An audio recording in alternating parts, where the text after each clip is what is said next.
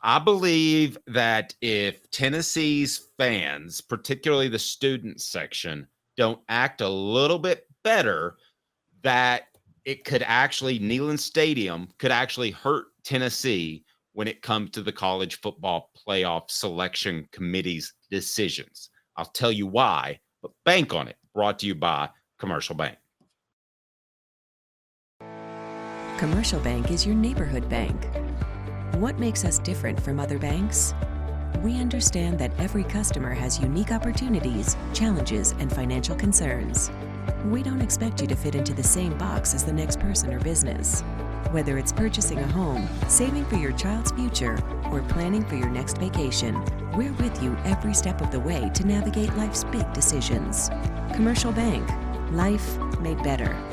All right, Caleb. So for the record, our poll question, 79% say it's half full, 21% say half empty. We appreciate the votes. I'll reset that with, can Neyland Stadium work against the Vols? You've got a clip of a young man who was down and there's some chanting. Can we go ahead and play that? This is Tennessee's student section over the weekend. Caleb? Yes. And you may want to cover your ears, but this is what happened with the Kentucky player down over the weekend. Well, do we release the statement that he did, and justifiably so. Okay, there we go. So you heard it right there.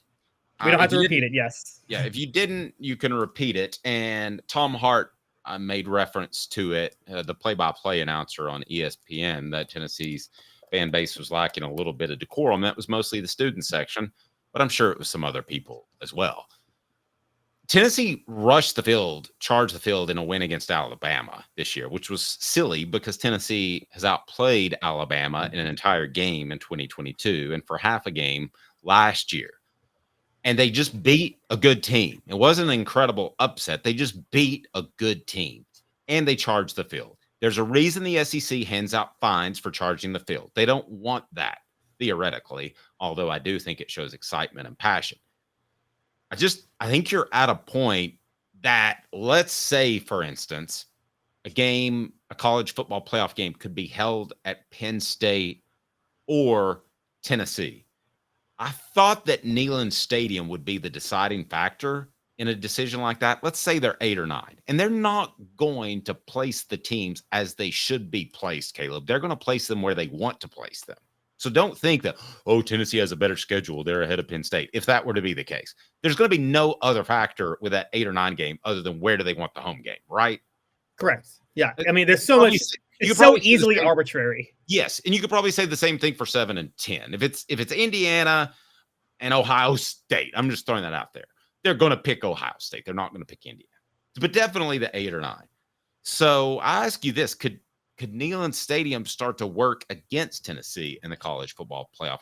I believe it can if there's another good option, and Tennessee's fan base, the same fan base that threw golf balls at Lane Kiffin in 2021, continues to act like goofballs. I'm going to take the opposite approach, by the way, on this. I'm not saying the way Tennessee fans behaved was okay. Saying that, I get the frustration, but you know, just because some guys, Tennessee fans, I'm going to say this up front. Players are manipulating the rules. There's not SEC punishments for faking injuries. You can't blame players for taking advantage of rules they can try to take advantage of. I mean, that's what you're taught to do in any situation.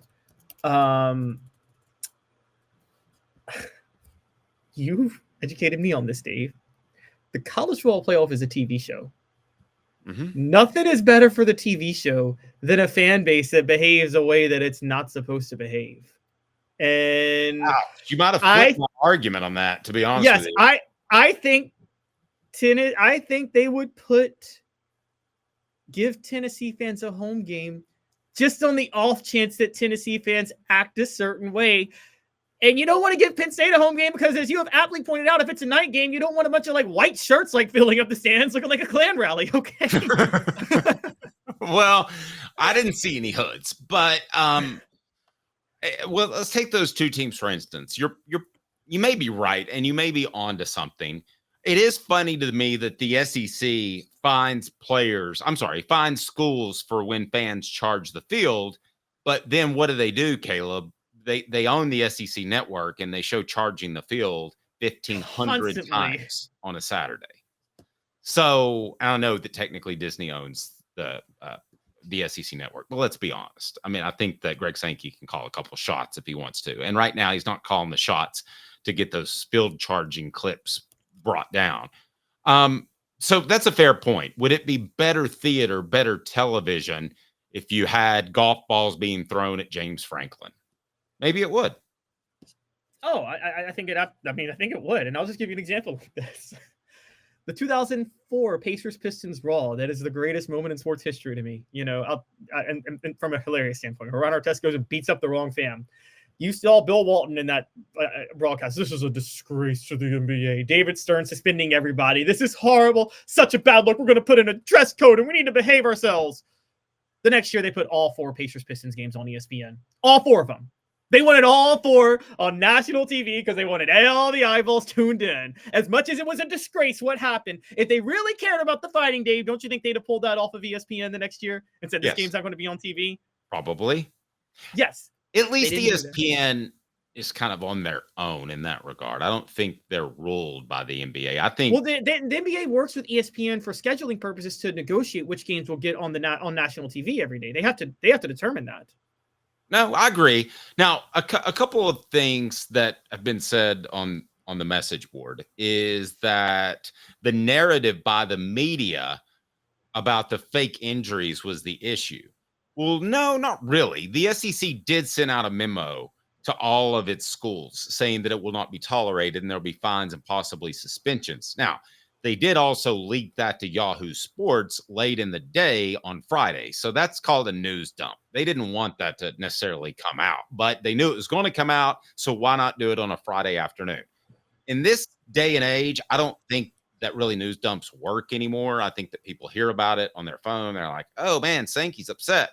So that's not good. And if I guarantee every Kentucky player that's down is faking an injury. But Caleb, all 3 of the injuries that I recall, the guys missed significant time. I didn't think that any of the injuries were faked or feigned against Tennessee. Did you? I thought there was a couple where a couple Kentucky players faked it a little bit, but just the one I will give you is the one you played. And the reason I'll give you that is because Mark Stoops ran out there. That was almost like covering things up to say, oh, I'm really concerned about him. I will agree. give you that one, but none of those guys played on the very next play or later in those drives. I paid very close attention. And the one safety I thought really wanted to play. Well, maybe they didn't. Obviously, Brock Vandegrift wanted to play. Maybe they didn't play because Mark Stoops told him not to play because he didn't want to get fined. And he has a better case against the SEC if he doesn't let him play. Well, and they lost the Brown guy too, which that's his name. Not the color. They lost the Brown guy. They not necessarily the color of his skin, although that's just a coincidence. But yeah, he was out as well, but he was legitimately hurt. I'll be honest with you. I've seen some Ole Miss games where I'm just like, man, this totally disrupts the flow, and it's obvious. You would at least say, right, Caleb, that it wasn't obvious that if Mark Stoops was in your office, in your studio right now, and he said, I'll lay my hand on a Bible, I did not tell anybody to feign an injury, you would probably say, okay, I kind of believe you, right? No, I think he would just break. I don't think. Do you think a football coach is beyond breaking a swear on the Bible? No, I just don't. I just don't think I would believe him based off what I saw with my own 2 eyeballs. I wouldn't put it past him. Put it that way. Maybe he didn't do it, but I'm not for him to say that. I wouldn't sit there and say that he would never tell a player to fake an injury. I mean, I just. Look here, and David Michael says it right. It's the old crying wolf tale as old as time. People, I think Tennessee fans are so frustrated by what they've been seeing that even now when it's legitimate, they're like, I just can't bring myself to believe them because they've seen it so much and it's really hampered their offense and what Josh Heupel wants to do. The golf ball incident with Lane Kiffin, by the way, a couple of years ago, Dave, the underrated part of that was that the officials probably made the right call on that 4th down play on where they spotted the ball. It was about a 4th down where they were upset with the spot.